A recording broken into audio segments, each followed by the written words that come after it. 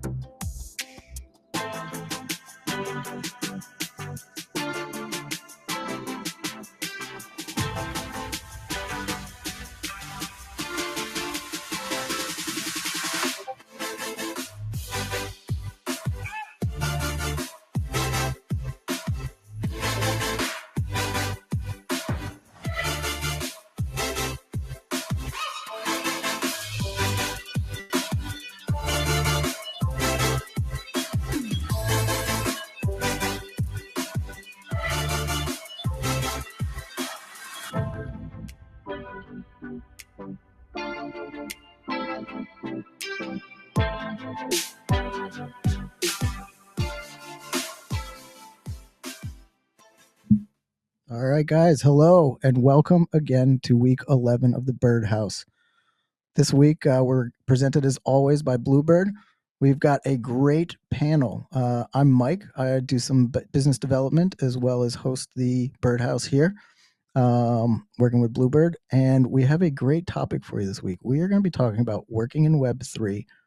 We'll talk about women in tech, mentorship, and the future of work. So, without further ado, I just want to get straight to our panel because we've got three tremendous guests. The first you may recognize from an episode a few weeks back. We've got Monique from Nix. Monique, how are you doing tonight?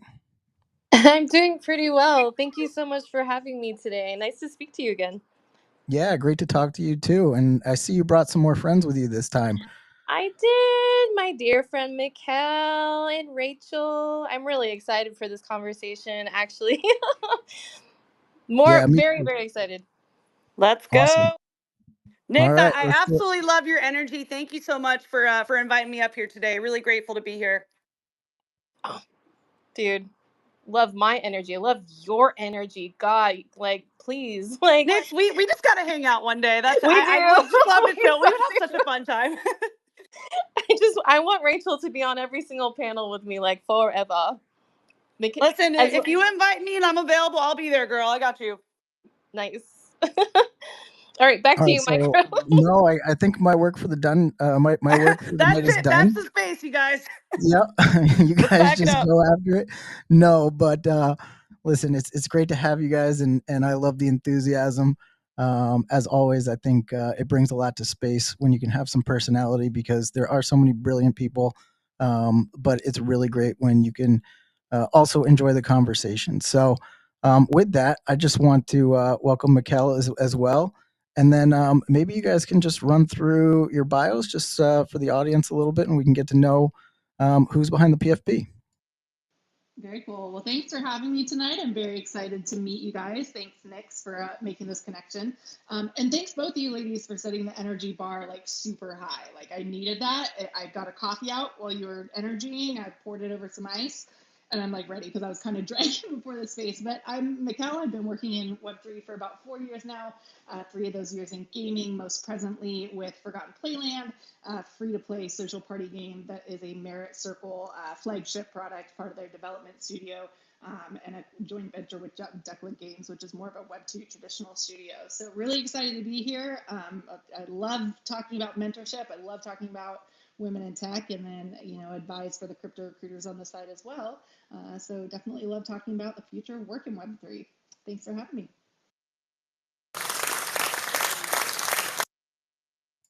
Wow, and we got a soundboard too. I'm loving this. We're just gonna put it on autopilot over here in my seat and just let you guys run the show. Rachel, with the soundboard, can you just give us a little brief background on yourself too? Yeah, with the soundboard. So am I sharing my story through the soundboard or? Yeah, you can. You can do. All There right, you there we go. go. All right. Yes, yeah, that's a professional um, move right there. so my story, okay, there's a lot to unpack there, but what I will say is entrepreneurship and impact have always been very close to my heart. Started a business back pre-pandemic, making juices, smoothies, really started focusing on holistic wellness and helping people, to build immunity during the pandemic time. So started that business and then, like many of us, discovered DAOs, Web3, the on-chain space, and that completely changed the trajectory of my life. Really got into it back during ETH Denver 2021, got invited to speak about DAOs. DAOs have my heart. That's how I first got involved in the space. And yeah, just started building my public speaking career, got my first job in Web3, working at one of the largest layer one protocols. Then eventually, went on to Opolis, working with the ETH Denver folks. Over multiple years, I've been a speaker, organized events like the Career Hub this year to help people find jobs in Web3. And yeah, fast forward this year, I've been, the past year, I've worked on the University of Ethereum, working on education, working with students, working with blockchain clubs around the world, which that initiative was funded by Vitalik. So worked closely with the Ethereum Foundation. Then eventually through EdCon in Tokyo. And yeah, now I'm all in on base and started my media company recently called On-Chain Media. So that has been my focus. And yeah, super excited to be here again. And yeah, I'll pass it back to you guys. No, I love that, and I love. I always love when I meet new people, or introduce them to a new audience and hear their story about how they got here because we all came from such interesting backgrounds originally, but now we are kind of in this space together, and there's so many unique skills, and combined, they just they create something awesome. So, thank you for sharing that, Monique. I know some of our audience is familiar with you, but do you mind just giving them a little refresher? Yeah, absolutely. So, my online name is Nix, and real life name is Monique. I am Docs. So I started here through, in my first journey through Web3, actually came through an agency. Prior to Web3, I was working with a lot of Fortune 500 brands, marketing campaigns. I got to work with some big names like Nike and Samsung and Playboy, and just a whole host of awesome names.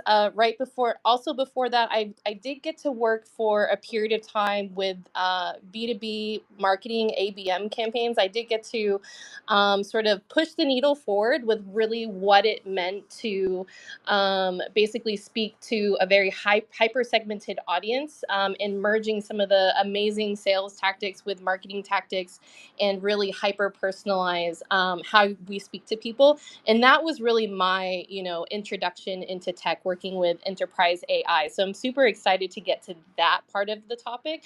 But really, my introduction to Web3 happened through agencies because nobody wanted to touch any of the Web3 campaigns. It was like this new area in Web3, and everyone was like, oh, we can't go there because NFT. It is the last bulls like, oh, NFTs are like, everyone has a bad taste in their mouth from NFTs. Everyone was like, what is this funny internet money? And they're like, oh no, this is going to be the downfall of my career. And me being me, I was like, oh, like, challenge, like, I will take it. Took a team, came over here, we ran with it, knocked it out of the park.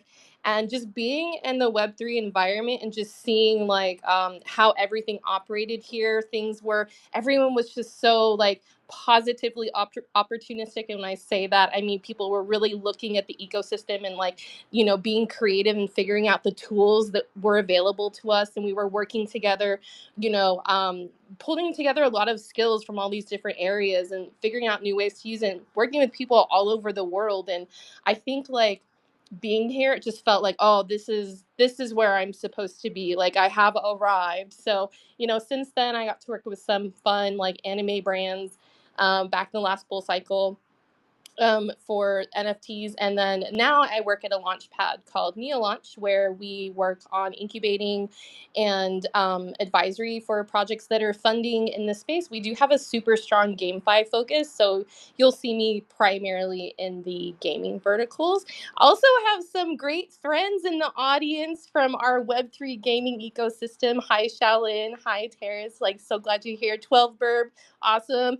Tiff, I'm so happy to see you from Planet Atmos. Like, thanks for coming and listening, guys. That's all I got, Micro.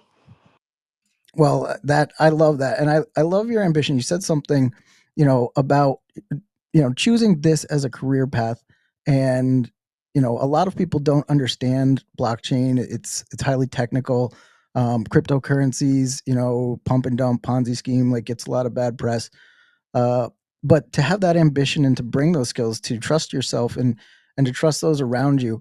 We always talk about in this space how how time moves 7 times as fast. Like a week in crypto is like a year, and there's also a general truth about compounding, right? And consistency over time with compounding creates great results. And so I think that works in our favor as well, because those of us who do show up consistently, who do put the time, who do bring, soft skills and hard skills that are valuable inside and outside of this space, but do it continually, really can create momentum very quickly, and the technology will catch up, and the adoption will come. So I love that. I love that point. And so, I really want to get into it. Actually, Rachel, I see you've got your hand up.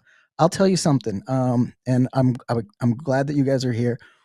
I try to do this more like a conversation than an interview. So if you guys want to interject, step right on me. I'm happy for it. I think our audience enjoys it. So just go right for it. So Rachel, no hands here. Just jump in whenever you want.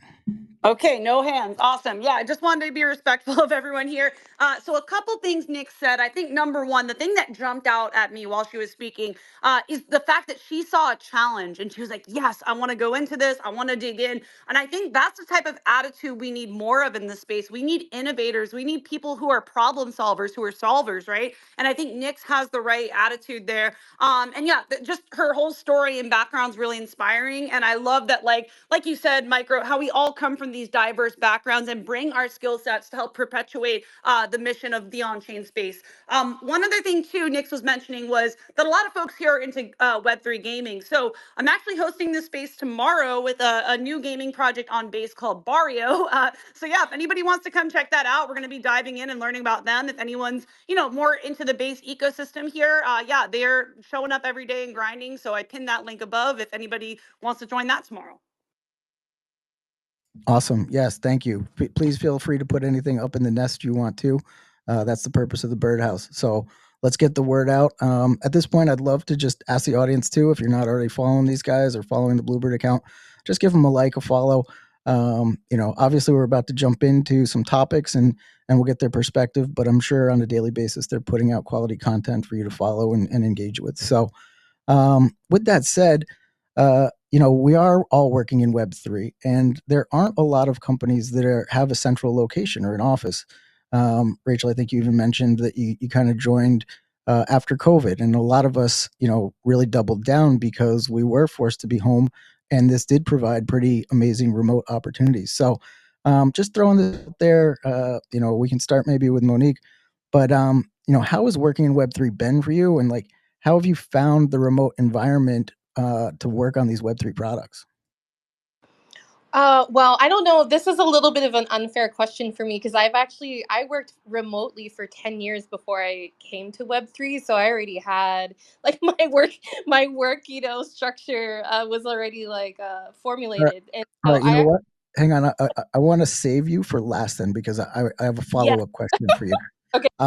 But Rachel or Mikkel, um, one of you guys, I did you both come in kind of later from more traditional office environments, and how have you seen that? How the remote opportunities change. I'd love to hear from Mikkel first on this. Sure. Yeah. So I did come from a little more traditional background. working in e-commerce and representing brands on Amazon and Shopify, working from an office, like it, it was never for me. I never really like vibed with it, but like you used to have to just be in offices, right? Like that was the only option available when I grew up. And I'm probably like dating myself here, but we didn't really have online work. So fast forward all these years, before I came into Web3, I had co-founded a concrete company, an IRL concrete company. So I worked a lot from home, but also like going out and doing estimates and some other things. So I was already kind of hybrid, I guess I would say, before I actually made it all the way over to this space. And I transitioned like a little bit at a time, around the time that COVID started too in 21. So, being able to work from home on both projects, concrete didn't really stop, was a nice like bridge over to really let me get my footing in the space. I love it. I can't imagine. I talk to people all the time. I cannot imagine going back to like a traditional workplace or Web2. I think there is something really to be said for in-person communication. I think like events really kind of bridge that gap for us in Web3. We get to connect with people. There's so many crypto events, and hopefully we're attending some of them. But I do miss that more like close interaction, getting to know the team. I know one of my co-founder at Sedona, we worked together for 2 years before we ever met face to face, right? So that gap, it's difficult to overcome. But then when we finally met, it did feel like we'd probably known each other our whole lives.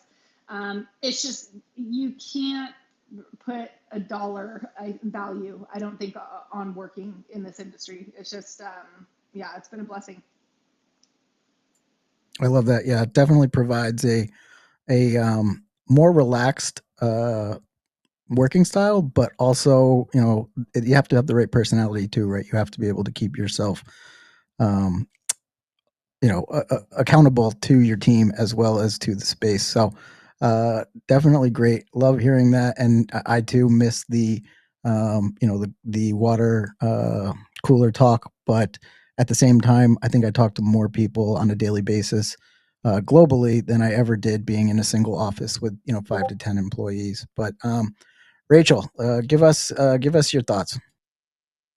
Yeah, well, micro, I mean, something that's sticking with me that you just said was now there's like this borderless opportunity to talk to people and work with people around the world every day. So I think that's a really interesting thing I didn't think about. But yeah, for my remote work, so let's see, my first job I was doing senior account managing for a credit monitoring company. So I was working in the credit industry. I know, like as Web 2 as it gets, 9 to 5. And for that job, I worked remotely. So like similar to Nick's, and I'm probably going to date myself here, but I am in my 20s. So I went, from college to working that. And then, COVID hit, the pandemic hit. So remote work has always kind of been a reality for me. So yeah, I mean, what I like about it is the freedom and flexibility. So there are challenges that come with that though, because you have to be disciplined. You have to be on top of yourself, organize your calendar, be good with time management. Those were things I wasn't initially good at, but not overnight, but over time, I've learned how to be more consistent, to, block off my calendar. Like there were days I had calls like from morning to night, and I realized, okay, like I'm meeting with people, I'm talking with people all the time. I have to make sure I have my time blocked so I can actually get the work done, right, and build. So yeah, finding that fine line, that balance, it's actually something now more and more I'm feeling like I'm getting into that groove and I feel really confident about. But that definitely wasn't an overnight process. That's been years of working remotely and figuring out, how to have that healthy work-life balance. So, yeah, but overall, I love the freedom and flexibility. And, when I miss people, I go out to events, I go out to conferences, or I throw them myself. So that's kind of been my solution for getting together with people. Awesome. I love that last one too. You throw, like if there's not a good one, hey, we can do it better ourselves. So, I literally did that's that. awesome. I was in Tokyo, and I was messaging with like Jesse and some folks from the base team, and I was like, I'm out here in Japan. I really want to do an event for base, and within a matter like under a week, I ended up throwing a rooftop party for base in Tokyo. And it's like, if the opportunity isn't there, something I love about this space, you could just go out there and get your hands dirty and just do. So yeah. No, that's so cool. And yeah, it's a healthy environment of go ahead and do it and ask for permission later, or ask for forgiveness later. So I love that. So, all right. As myself, I spent 15 years working in an office. It was a high tech startup, but it was a very old style company. And getting to be remote, getting to be with my kids, especially as they were growing up. That advantage for me, they're still little, and so to be able to run out to daycare and pick them up, but still take a call and not have somebody be confused as to why I'm in the car and not, sitting at my cube, grinding away on an Excel spreadsheet or something. It really is a culture change, but I think something that makes the work productivity so much better if you can keep yourself disciplined, as you say, Rachel, and find those techniques, those time blocking activities. And I think it's a little bit healthier too. I find myself sometimes I'll work way late into the night, but it's because I got to do things that I needed to do during the day when other people weren't, and so I actually saved time. But all right, Monique, I'm coming back to you. Kind of talked about having been remote or hybrid for a number of years, kind of before the world changed during COVID. So I want to get your perspective on how do you think the environment has changed based on how remote work was prior to COVID and what it's like now with the world that we're involved in. Oh gosh. Wow, how has it changed? Okay, so just for context, like so my previous experience working remotely was working with digital marketing campaigns. So like this was the time when brands were like they were trying to create this identity online, and they haven't really figured out how to utilize social media in a way where they could create communities. So I would often come in there as a like a culture crafting expert is a silly term that I just loved, and I just kept saying it over and over again until the entire agency would pick up on it. It's called culture crafting, people. But just basically all it is just creating a conversation, like an ongoing conversation with your audience and then the company. It's the idea that if you want to influence other people, you have to allow them to influence you, and this ongoing conversation. And I remember in this time there was already it was the time when people were still kind of like broadcasting a little bit. So people were often like broadcasting what they wanted to go out into the world, and they weren't really thinking about what was going to be received. So I think moving from like that web 2 dynamic to this web 3 dynamic, we are seeing a lot more conversation and a lot more of this global, like global, I want to say global co-creation that's happening.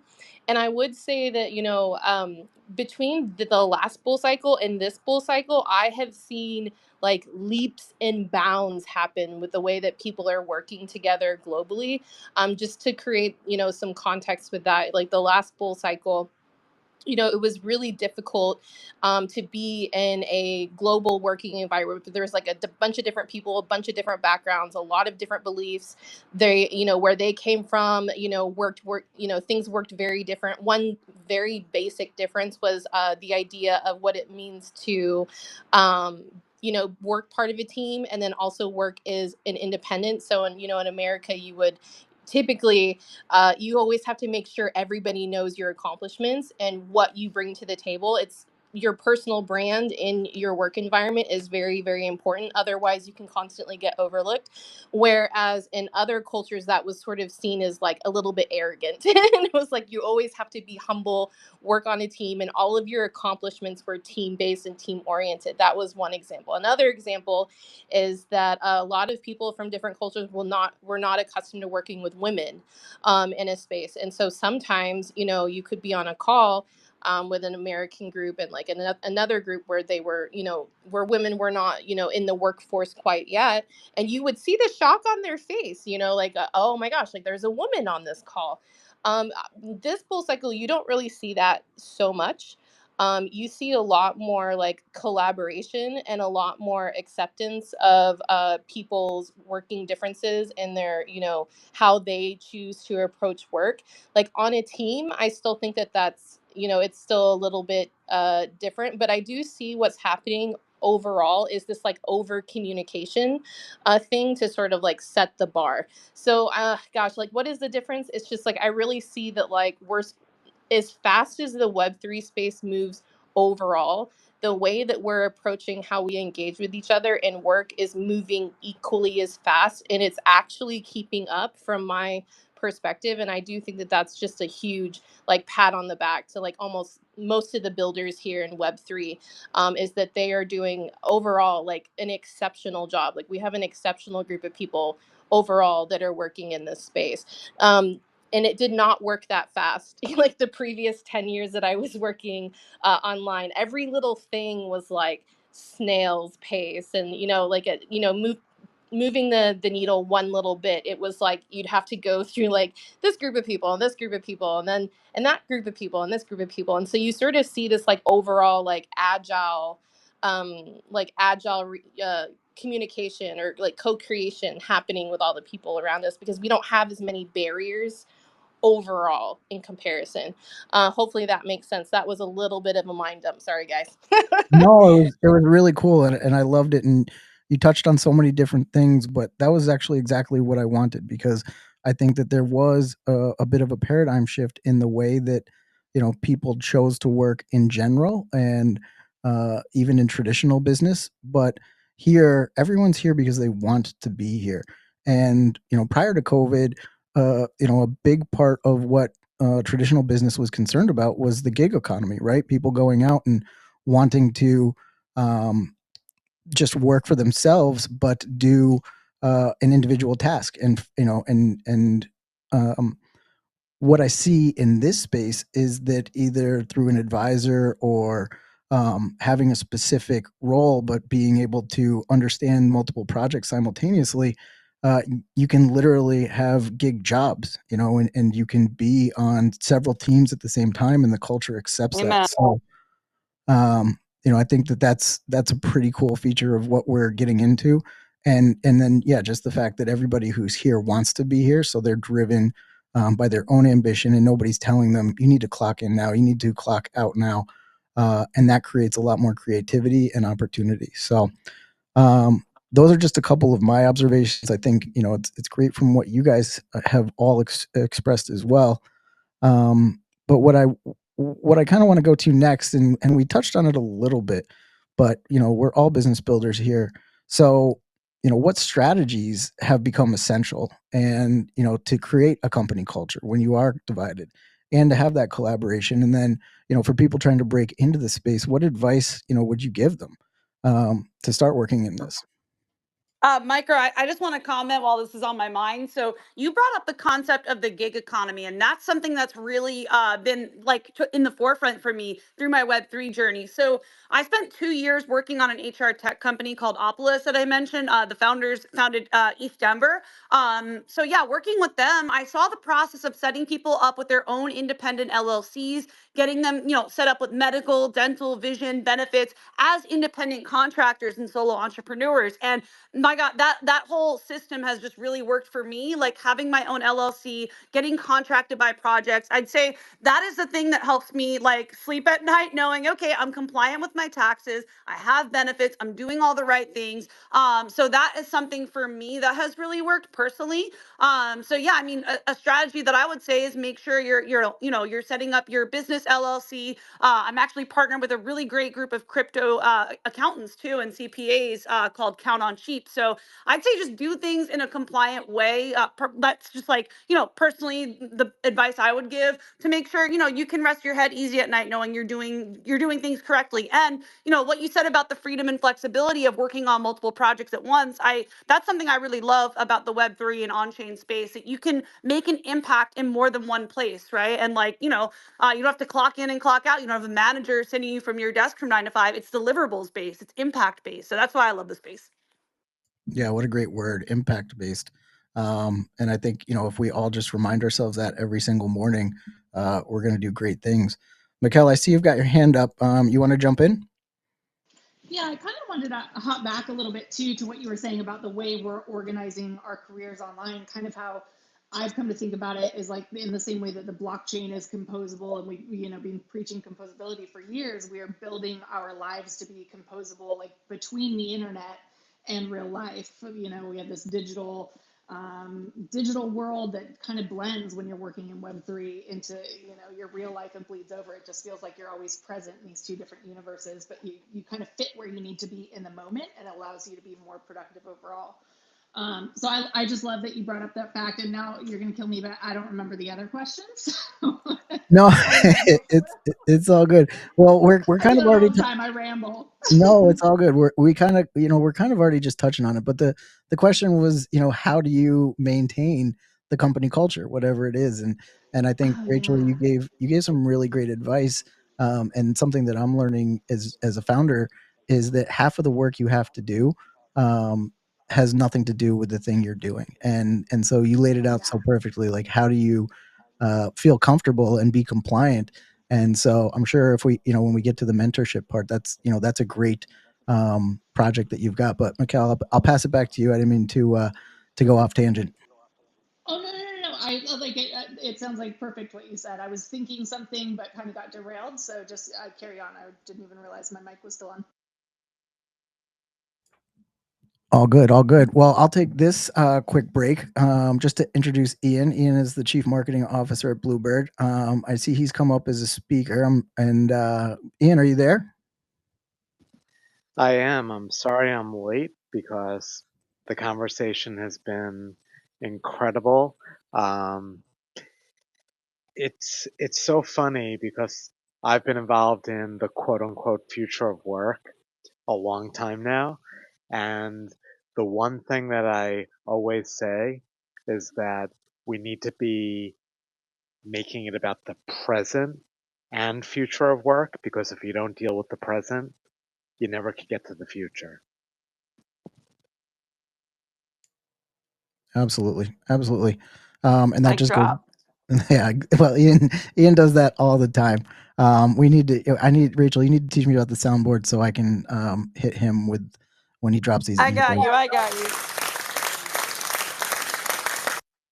So if you see, I'll give everyone here a lesson if you don't know how to use the soundboard. It's the little magic wand icon. It's like the most leftmost icon if you're a speaker or host. So you open that up and click the sound. I would be careful. Some of them are a little abrasive, but yeah, that's the clapping sound that I just clicked. So I love it. I love it. there we go. I'm always terrified when I'm in the host seat that I'm going to dump the space or mute everyone. So if you don't mind, you seem to be right on cue. Just hit us with it anytime you feel like dropping that in. Sounds good. I'm on top of it. I got you guys. Awesome. All right. Well, we've got three amazing women on the panel, and I want to get to our second segment because I think we covered a lot in working in Web3, but I want to get your guys' perspective on this because this is, I don't know whether it's a hot topic, but it's just something that comes up. And so, do you guys feel that you face barriers being in tech? And do these decentralized work environments we've been talking about like help address the issues? And what's your experience been throughout your career and since you've been here? Yeah, I'm happy to jump into this topic. I don't know any time where I have worked where I have not worked in a male dominated industry or where I was even sometimes the only woman on the team. And I would say, on average, not being a part of bro culture has made it very difficult for me. Very difficult. But I have learned in another language, called bro culture. So I learned how to play, so I can work in that space. But there is this, and this is since forever. There has always been a little bit of like a business culture.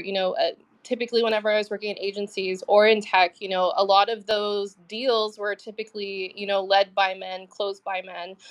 So I had the opportunity to sort of, watch and learn some various negotiation tactics. And, if I would try to step into that position, a lot of times I was, my hand was slapped. Like there'd be like, oh, Nix or Monique, that's not how you're supposed to negotiate. Because it's not, if they only know the male way to do it, and I only knew, the way that felt right to me.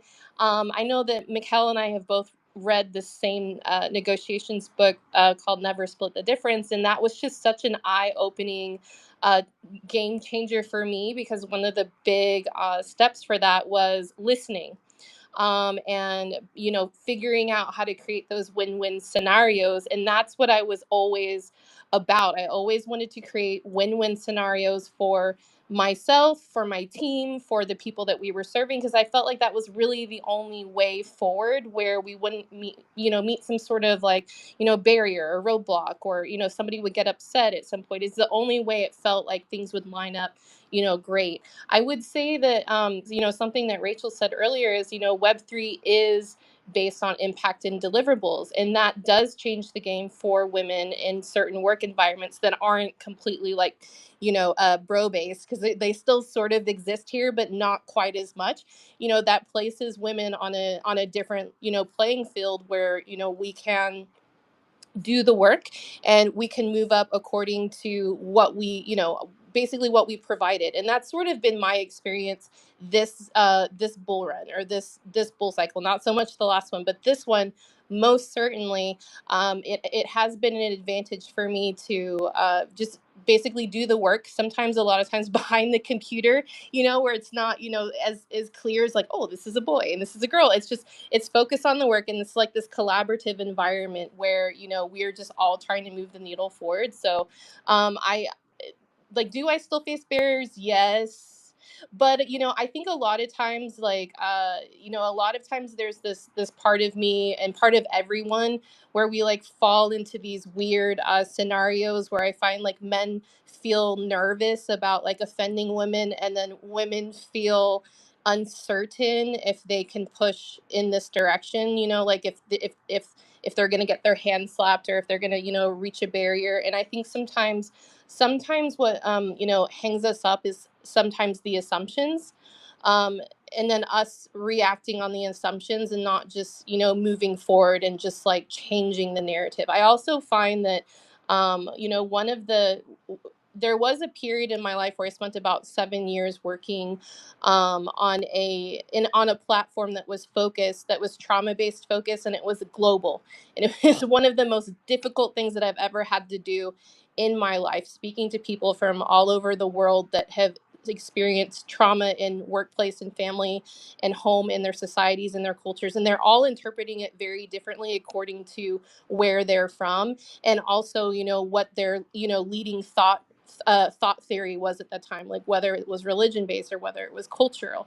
And having, I think, being able to see that in a way just sort of helped me realize that, like, sometimes it's just like deciding you want to walk forward in a direction, and just noticing that when things and energies are working against you, you can sort of still pivot in a direction and still walk forward. Like, so even if you are, facing barriers, it doesn't mean that you have to stop there or turn around. It's just, you can still go in the direction, but sometimes you have to pivot a little right and pivot a little left, but still hang in the same direction. I hope that makes sense. That was super, super abstract.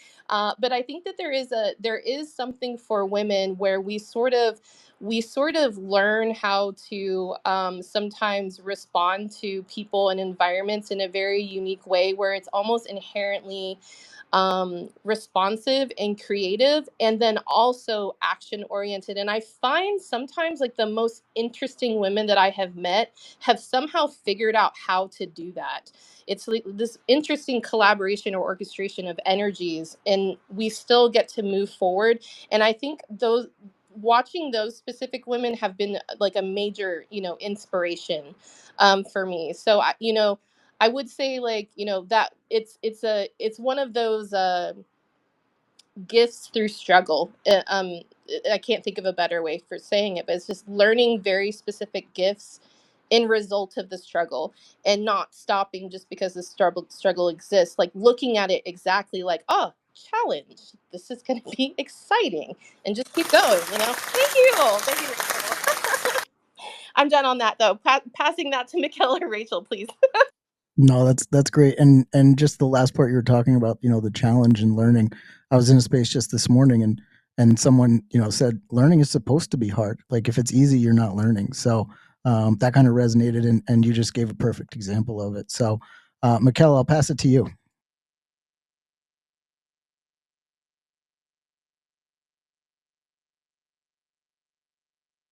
Michaela, if you're talking, your mic's muted. Uh-oh. Did Michaela get rugged? I don't know. Rachel, what are your thoughts? Oh, Okay, she's taking a lap. She probably Yep. has to jump back in. Okay, so back on the topic of challenges for women coming into the space. Okay, so I'll just say, going back to 2021 when I first started getting involved, the main thing that I've seen or heard is just, this has been a significant thing that I would like to help alleviate or help solve the problem to somehow. But women feeling safe at conferences, like I've heard stories where, women have been in situations that weren't exactly ideal. And I think the main challenge is like, I don't know, if you go to a conference or a side event and you're the only woman walking in the room, I think safety for me is like top of mind. Like I want to make sure women coming in feel safe and are safe in our space. So that's just the first thing that comes to mind. The second thing is also like, I'm one of the co-founders of Women on Base, and what we really want to do is help onboard women into the space and do it in a way where we have men as the allies, right? Like we can't do this alone. We need men also to help us make women feel safe and bring women into the space. So yeah, I'd say that's one of the things I've observed as like a problem over the years, like women being safe at conferences, events, especially side events where people are drinking, alcohol is introduced. Like I want women to be safe, and I want us all to conduct ourselves, as professionally as possible. Even though we are in crypto, like we should be respectful of one another. So yeah, I don't know. Those are the top of mind things for me. And for Women on Base, we also want to focus on education too, and making like kind of lifting that intimidation of getting into the space. Like you don't have to be a tech wizard to get involved, right? So yeah, focusing on education and ensuring that women coming in are safe and feel welcome. So those are top of mind for me. Yeah, that's something that it takes a lot to say, and so I appreciate that you did, because it may not be something Just that. keeping it real, it's Yeah, like it's not fun stuff to talk about, but it is a reality. And I know there's like certain groups and chats where women actually keep each other privy to that information, like, hey, I had a situation or an encounter with so and so, I didn't feel safe, or this happened to me. And I think that's important for us to all keep each other aware of, because it is a reality, unfortunately. And yeah, I think we need more men to come as allies, and to kind of set the example of being respectful, being welcoming, and making women also feel safe in this industry. absolutely. And Monique said, that kind of one of her superpowers was learning how to translate, the bro code. And maybe more bros need to figure out how to be respectful and make sure that it is a safe space. So, like I said, learning should be hard, right? And so hopefully that's a lesson that everybody takes to heart. And so I'm glad you brought that up, because yeah, you can definitely blow past it or not even be aware that things like that are going on, because they do happen, out of the public eye. So thank you. Ian, I saw your hand jump up. Did you have something you wanted to jump in there? Yeah, I think this is such an incredibly important topic. Um, I was one of three boys raised by my parents, but it was incredibly important that we always saw both of my parents working together. Both were equal, both were incredibly supportive of one another. And I think that everyone here has been reinforcing that importance. It reminds me actually of a quote by Ruth Bader Ginsburg, who said, "Women belong in all places where decisions are being made. It shouldn't be that women are the exception." Another And mic drop moment for me. well, thank you. I appreciate it. But, you know, just to be humbly honest, the mic drops aren't for me. They're for all of you, because you're making things happen. I'm just trying to support them.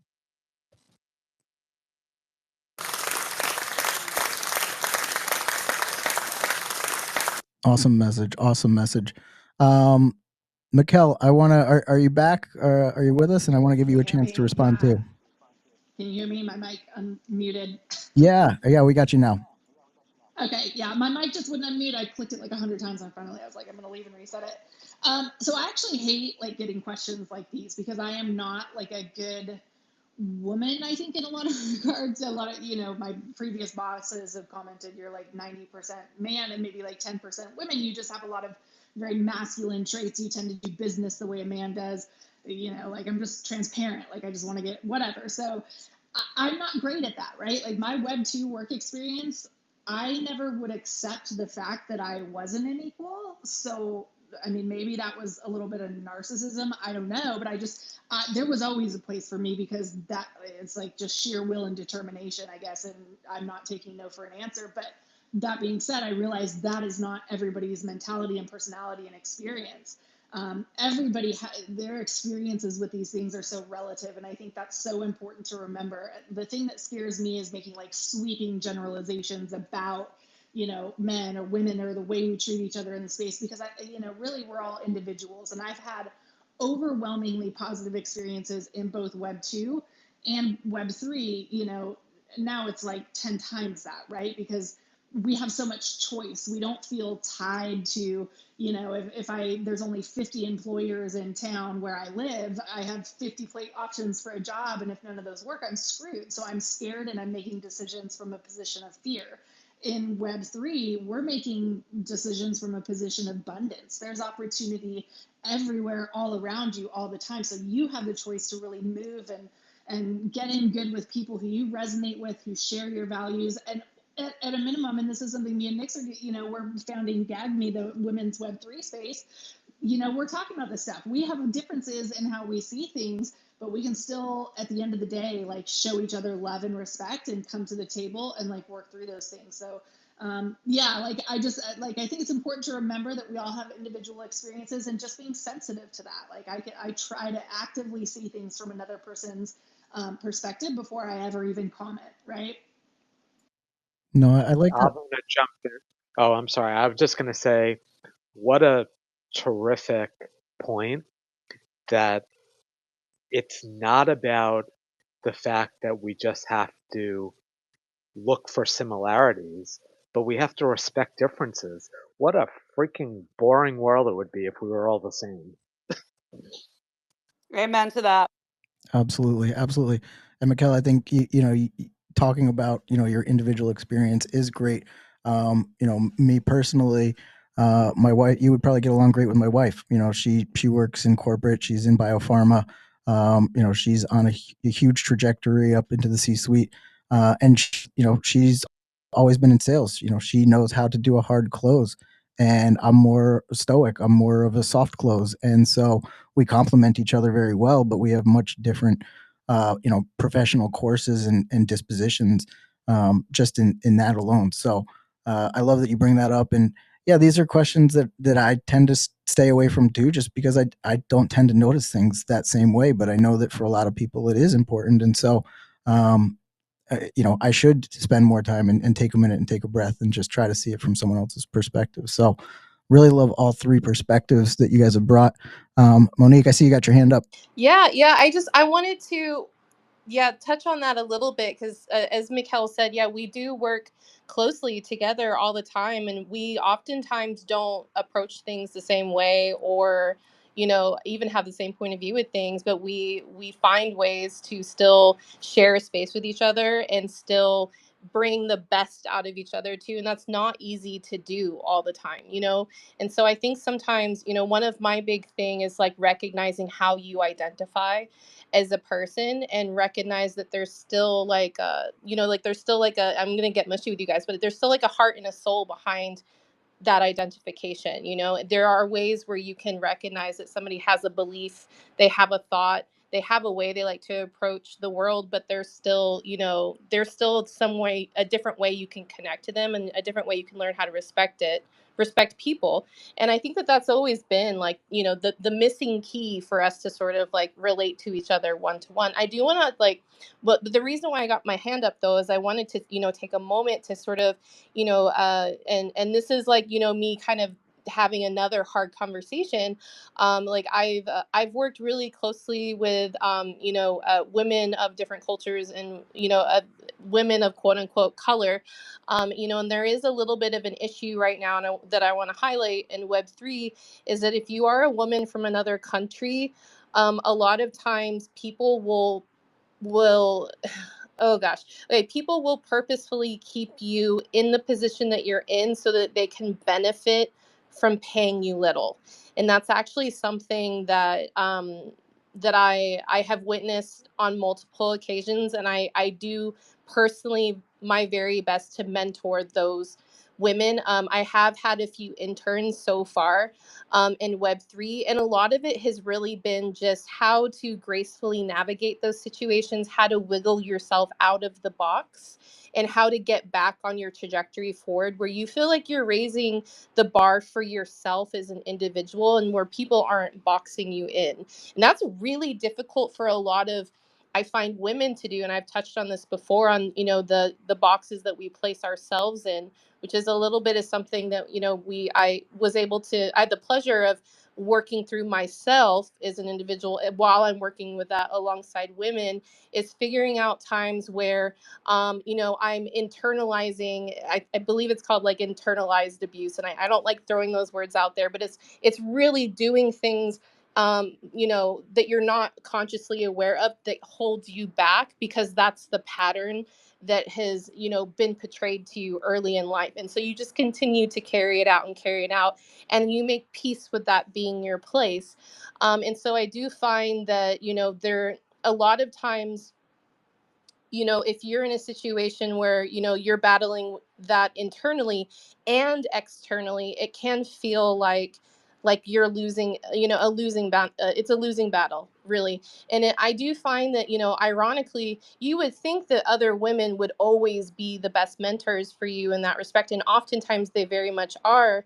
But in both ways, I have had both men and female mentors, help me understand like my own blocks or my own barriers that I'm placing on myself. So, I am finding that, I guess why I want to speak on that is that it's just, we are working in a really complex environment for women, and I do find that, like, there are certain personality types that do a lot better.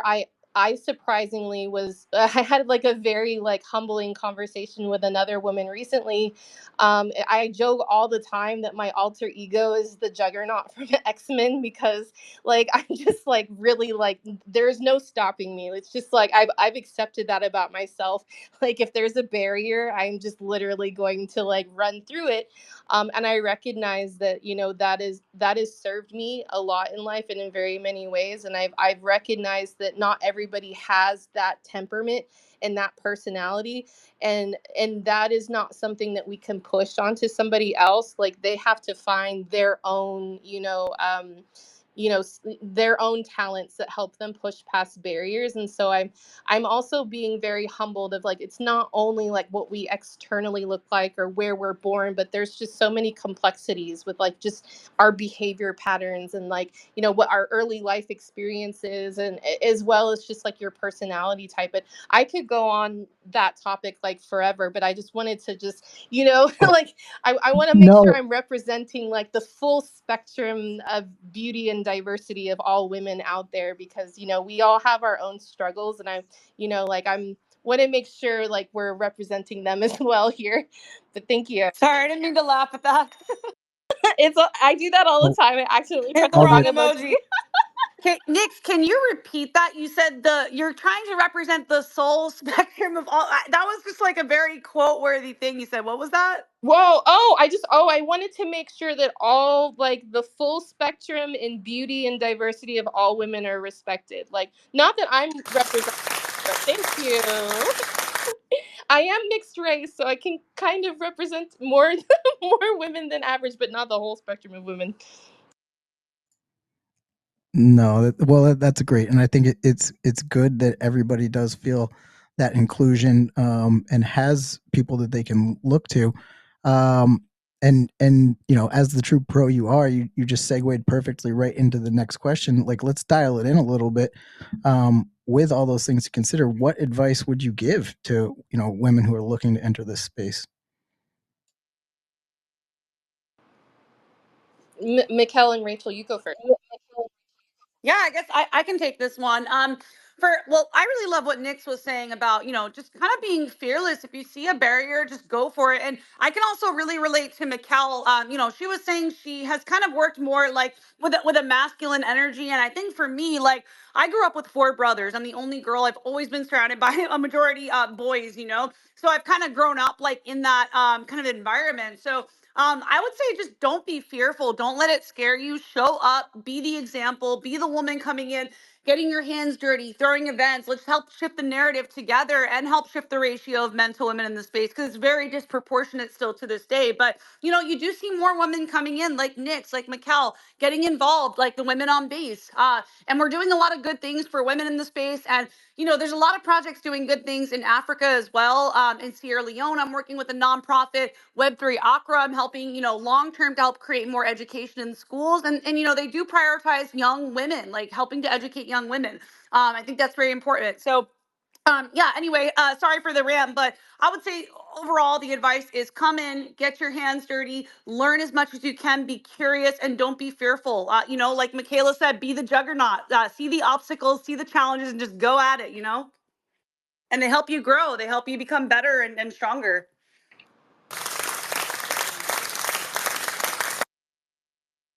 You guys are so good. You're both hired. We got to do this again, by the way. I totally want to do more of these spaces. And yeah, and I'm loving this. Micro, I want I to give you a huge shout out because you sound like a natural spaces host. Like, I don't know, you could be like a talk show host or something. You have a really good cadence, tone, and way of hosting. And it's just very pleasant, man. So I'm happy to be here and you're doing a great job.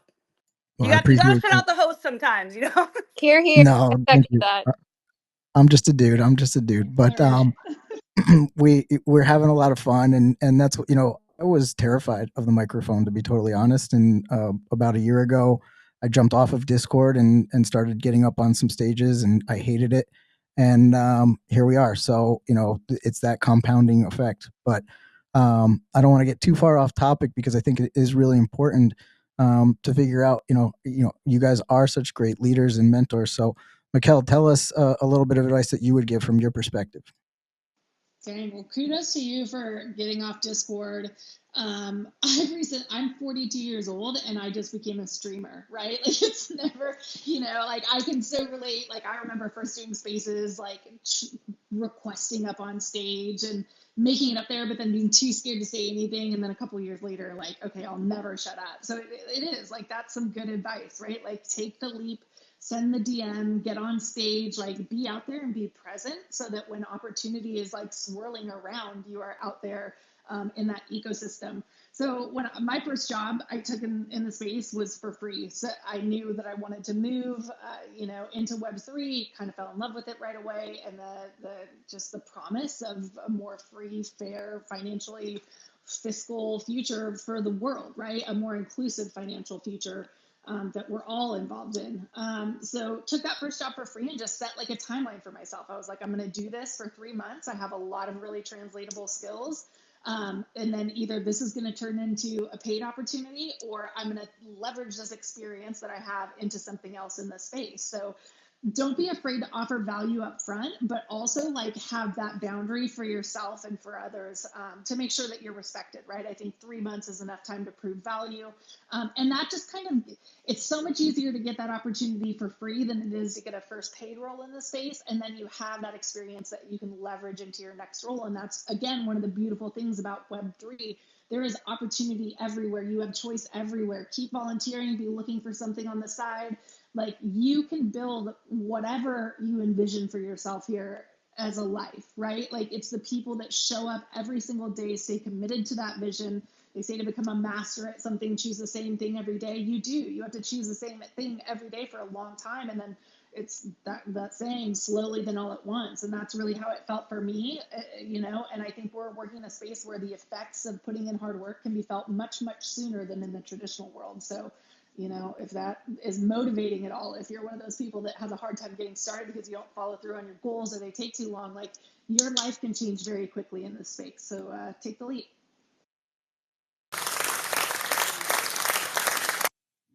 I love that. Perfection. And one thing Mikkel said about, just going out there, sending the DM, I think that's another thing in this space. It's very important who you know. The networking and social capital can't be underestimated. Like, it's so important, you guys, like guys and girls. So going out there, sending the messages, connecting with people, hopping onto spaces like these and networking, you never know what butterfly effect that might have. You never know if, we're on stage with one of our future co-founders, or, we're going to solve a problem together. Like, just putting yourself out there. There have been relationships I had no idea would lead to something. Like, for instance, I met someone at a meetup who, years later became the vice mayor of Berkeley, and I moved up here to help consult for him. Had no idea that would happen, but, I put myself out there, went out to meetups, came on spaces, and, that led to a future job for me. So there's, tons of examples like that. And I'm sure something from this space also will come about as well.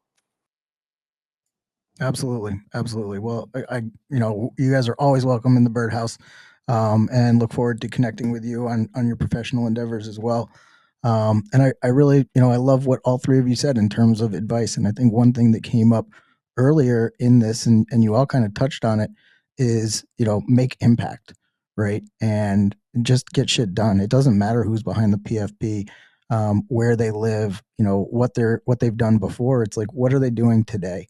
And I would just tell anyone in this space, male or female, young or old, just go for it, right?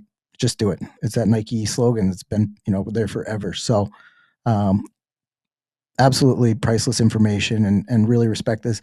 I know we're kind of at our hour mark. Sometimes we go a little bit over. I just want to make sure you guys are good to go a few more minutes.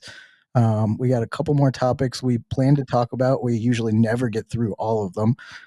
So we'll definitely have to have you back for more. But just everybody good to go, 5, 10 more minutes. Yeah. Yeah, I'm good. Awesome. I'd Awesome. love Well, to give a shout out too, real quick. There's some folks coming in from the audience that are movers and shakers in the base ecosystem. We got Weeping Plebs in the audience, and we got Ebert. They are continuously showing up on a daily basis, doing good work in the base ecosystem. So just wanted to give them a quick shout out. awesome. I love that. You guys are going to have to bring me up to speed on base. I'm still Oh, layer one that. there, Maybe please. we'll unpack that in another space. Yeah. Let's do it. Let's book it. We'll get the guys in charge to make sure that Oh, happens. we got And Weeping Plebs is weeping now. Sorry, Weeping Plebs. all right, we'll bring them all along. But yeah, thank you for the intro, and guys, just give them a follow as well. So shout out to them. So we started talking a little bit about what advice would you pass on, but let's even dial that even a little bit more and talk about mentorship. You guys, I'm sure like me, you've had mentors and been mentors. I always recommend that at any stage, you're one of each, simultaneously helping someone grow, but also learning, because being in that middle position, uh, you kind of get a different perspective as you're evolving. Your messages are passed on differently.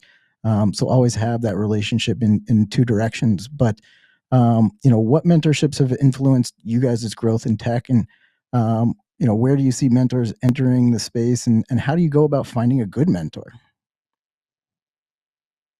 Maybe Ian, you can jump us off here. Sure. It's interesting because I always have believed that the most important part of professional and personal life is building relationships. If you do anything in your life or in your career, focus there, because that establishes the foundation for everything else. And I sought out mentors that I thought knew things I was interested in, or even just inspired me because they thought differently. And I think this is such an incredible thing for everyone. That's why when people reach out to me and say, hey, would you be an advisor or a mentor? Are you interested?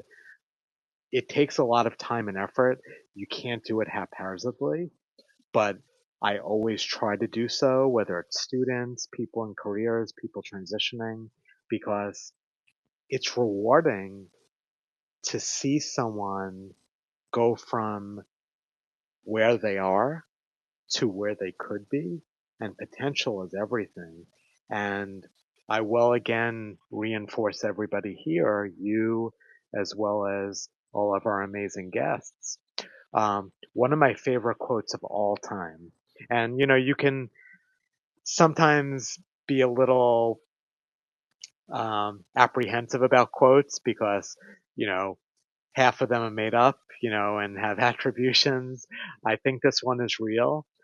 John Quincy Adams said, "If your actions inspire others to dream more, learn more, do more, and become more, you are a leader." So I'm just going to say, mentoring and guiding and being a catalyst for change, that's a sign of leadership. And everyone here, they are dreaming more, learning more, doing more, and becoming more because of the actions taken. So, you know, I'm thankful because you're all becoming mentors to me. So thank you. Love that. Thank you, Ian. And the quotes, as always, right on point. Monique, sorry, I got your hand up. Oh wait, I think it's Mikkel that Oh, has is her hand up. okay. Sorry, I'm looking at the wrong screen. But I'll go. Mikkel. Yo, can you hear me? Yeah, I got you. Yo, what's Yeah. up? Oh, I just love this topic. I think mentorship is just like one of the most underrated like things that you have access to in your realm when you're working professionally. I think people forget about it. I think, I my first mentor in the Web3 space, someone that I had looked up to for quite some time that works in a similar role at a chain in gaming. I like went for it with him, and he was like, "You're the first." I almost felt bad, like probably he's probably mentoring so many people. He was like, "You're the first person that has asked me in Web3 to be a mentor," and that just shocked me, right? Like I think we kind of have a lot of loose mentorship relationships and friendships and acquaintanceships and in the space, and maybe think that takes the place of it. But we meet like every 2 weeks. I come with very specific questions or thoughts or things that I want to talk about. I try to return value to him. And I do this, expect that they same things and do the same things with the girls that I mentor, both professionally and then also I'm in a 12-step recovery program. I do that very personally for other outside issues from work as well. So, I think the impact that mentorship has had both in my personal and professional life, I would just be nowhere near the person that I am today without it. And it's just, I encourage everybody to take advantage of it. Ask that first mentor, find somebody that's in your corner rooting for you, share your story, get them invested in you. And like, they're just the results. I've never seen it like end badly, so go for it.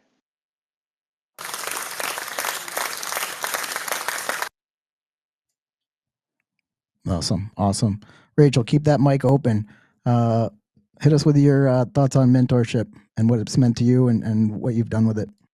Yeah, so thoughts on mentorship. I think that's really awesome you're bringing this up now because I have been a mentor myself and I'm also being mentored. So I think the interesting thing about that is always be open to learn and, look for the people that are doing the things that you want to be doing, who have, accumulated the success and accomplishments and things that you want to be doing with your life and gravitate towards them. I met someone recently at On Chain Summit in San Francisco a couple weeks back who really inspired me, who's doing things that I want to do, like on the level I want to get to. So I'm getting as much FaceTime with this person as possible, learning from them. What are their strategies? If they set me up with a connection, I'm on there emailing, I'm hopping on calls, I'm hopping on meetings, like without question. I'm like, okay, I'm going to follow in these footsteps and learn from this person. On the other side of the coin, when you're, doing mentorship, like I've actually a mentor in the Polygon ecosystem. So they brought me on as a mentor, to help people that they're earning, to make sure people are earning compliantly, setting up their LLCs, like I talked about earlier,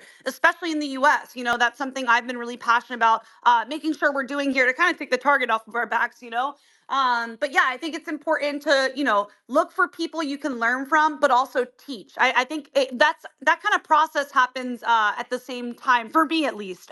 And you also learn through teaching, right? When you mentor others, when you give your gifts away. And I think also, Mikkel, something from like, 12-step programs, they say you can't keep what you have without giving it away, right? So showing up for others, teaching them, mentoring them, that's just as important as learning and finding mentors for yourself. Absolutely.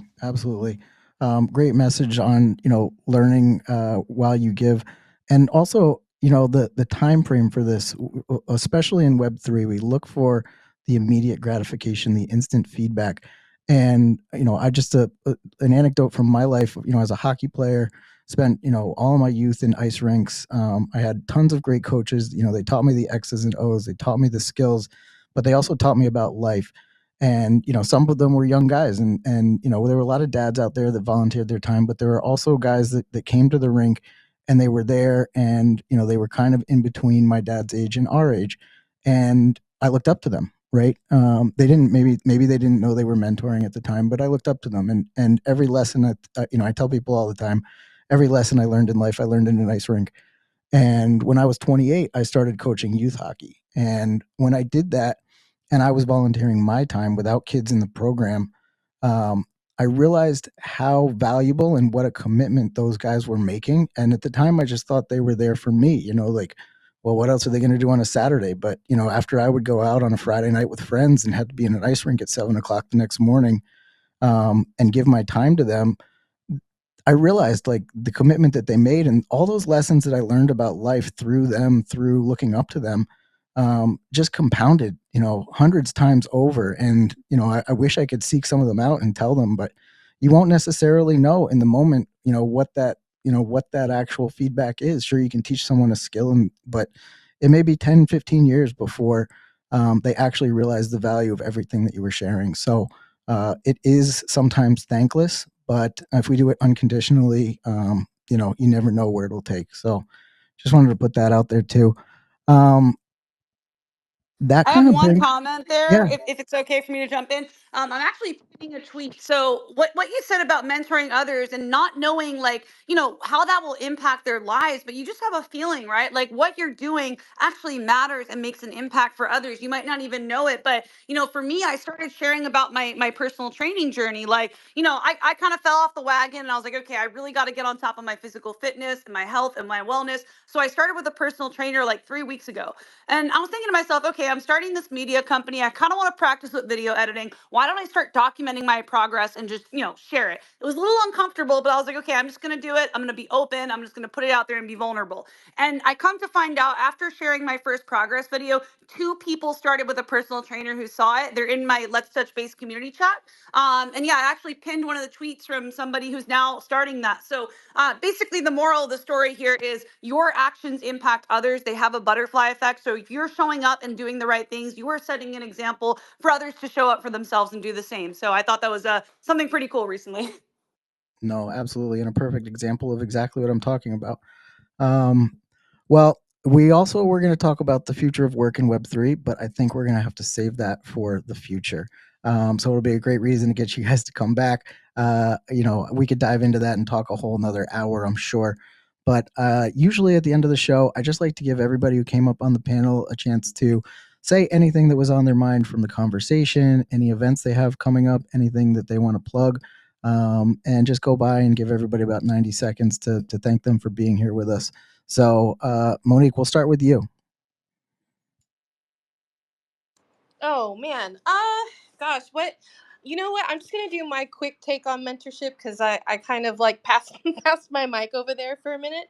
I my little take on mentorship here is I think that it's really it's really easy for us to think that a mentor is some sort of permanent figure in our lives, and I think that sometimes mentorship comes in all like all shapes and sizes and different forms of impact, and then also just like keeping in mind that no one journey or life has the same trajectory. Like I've had mentors that have come and they've made a major impact in my life for a month, and then I've had others for several years. And I think that one of the things that I'm recognizing as well is like for me, like my special brand of mentorship is really like holding space for somebody to figure something out. Like so for me it's like, if we're working on one thing that I love mentoring other people on is the art of negotiations. And so I like to sometimes let them sit in and watch me go through a process together.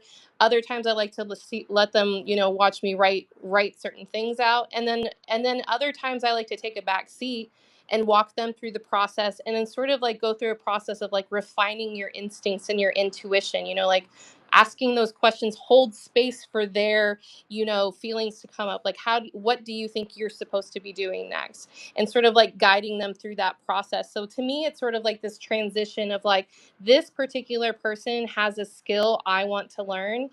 Like, are they going, is this somebody that might, let me shadow them for a moment and like hold space for me while I learn it? And then you kind of move on and do that, all over the place. Like, I've had people that have, like, we've done like switch mentors. Like, they mentored me in one thing and I mentored them in another thing.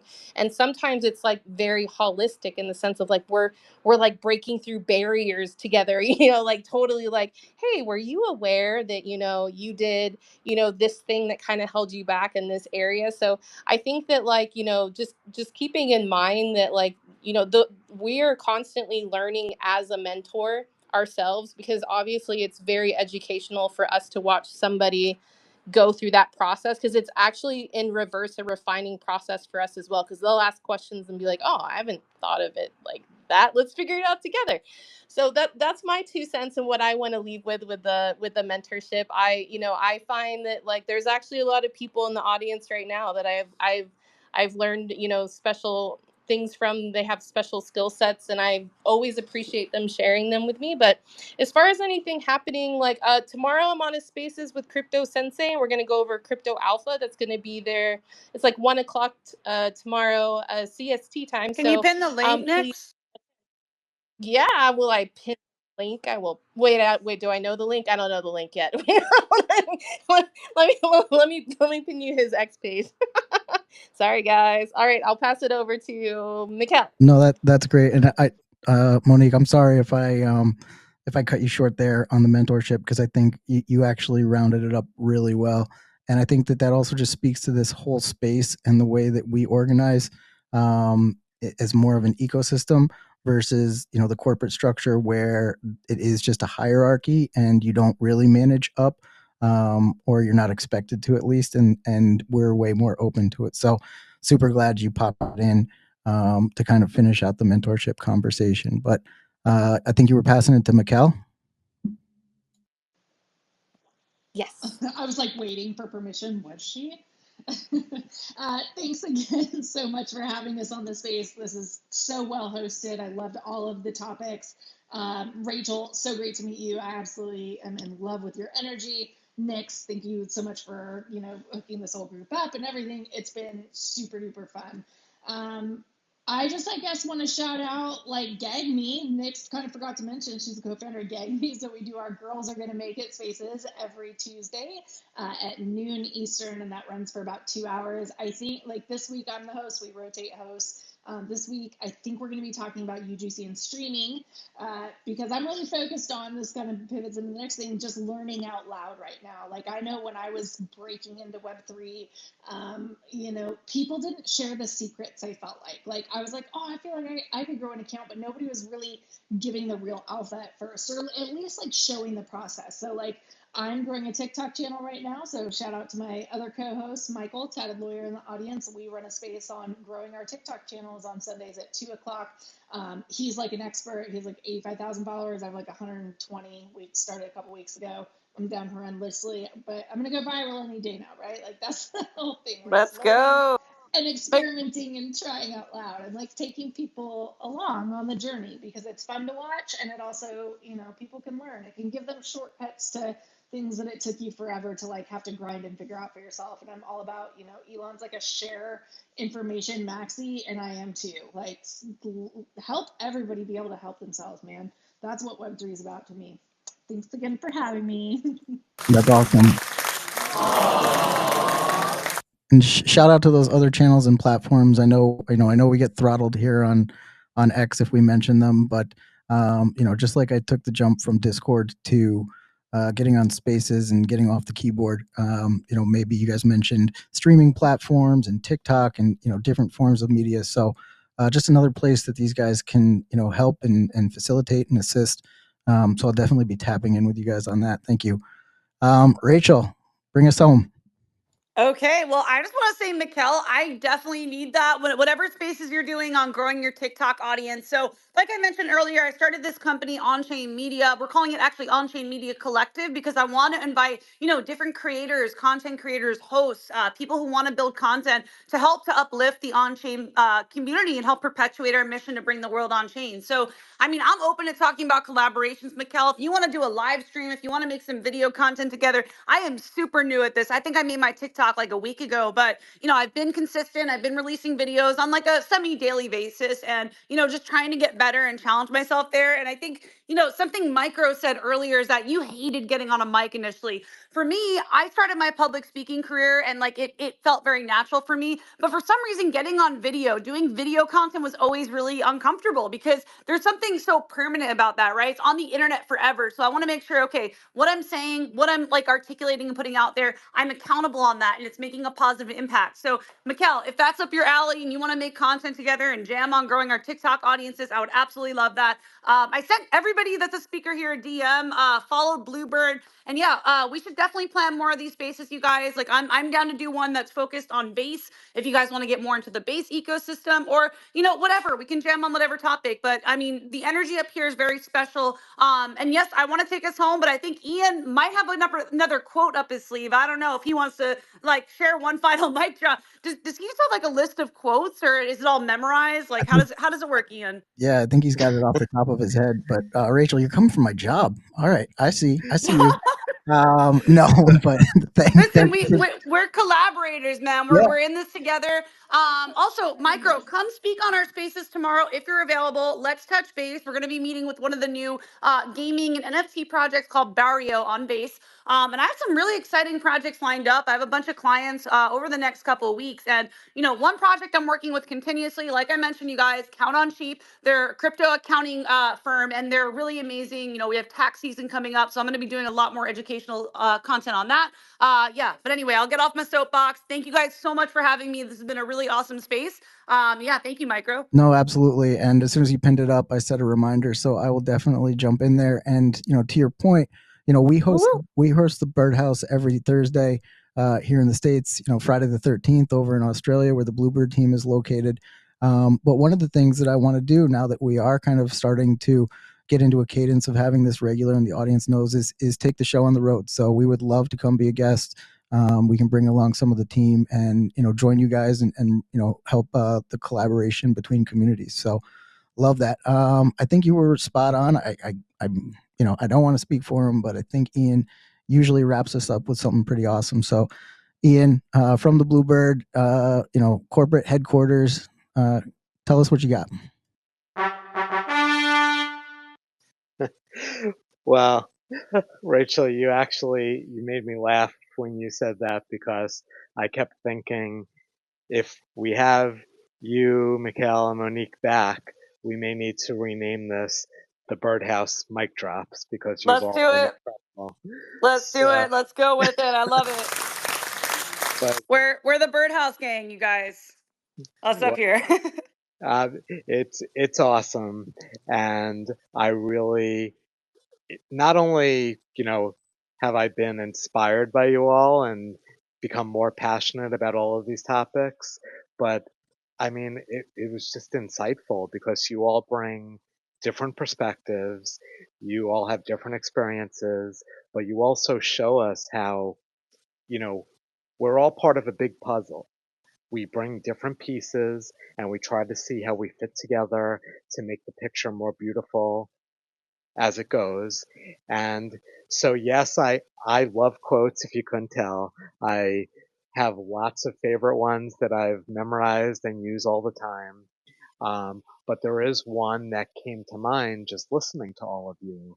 And I think I'm a little older than a bunch of you here, but if you all remember, there's an incredible actress, comedian, producer named Lily Tomlin. And one of the quotes she said quite a while ago is, "The road to success is always under construction." And as long as we're going to keep constructing and building together, I look forward to what's ahead.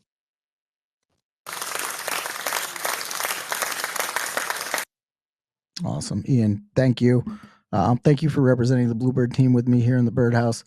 As always, thank you to our special guests, Mikkel, Rachel, and Monique. Like I said, follow them. I'm sure that, if this hour was interesting to you, that there is way more information that they can share. So please do that. We didn't really talk about what Blubird is, but that's, kind of why I like this space. We just have conversations and that's great. But anyone in the audience looking for more information on Blubird, be sure to follow the main account. Like I said, we do this every week. Come back. We have different guests, talk about all sorts of different topics in Web3. For anyone who's at Token Proof, Corey and some of the team members are there. So if you're going to be there, be sure to DM us, get in the Discord, let us know. We'll come say hello. And, absolutely link up IRL, because that, like we were talking about earlier, that's such a great way to make connections in this space and actually see the people you've been working with. And people don't forget, PFPs change, but a handshake doesn't. So get out there, get to events. And like I said, if you're at Token for 2049, be sure to look the guys up from the Blubird team. With that, I will lead us out. And we will be back next week for more conversations. And please follow these guys. Go to their spaces. Let's keep learning. Appreciate you guys. From the Blubird Birdhouse, we are out.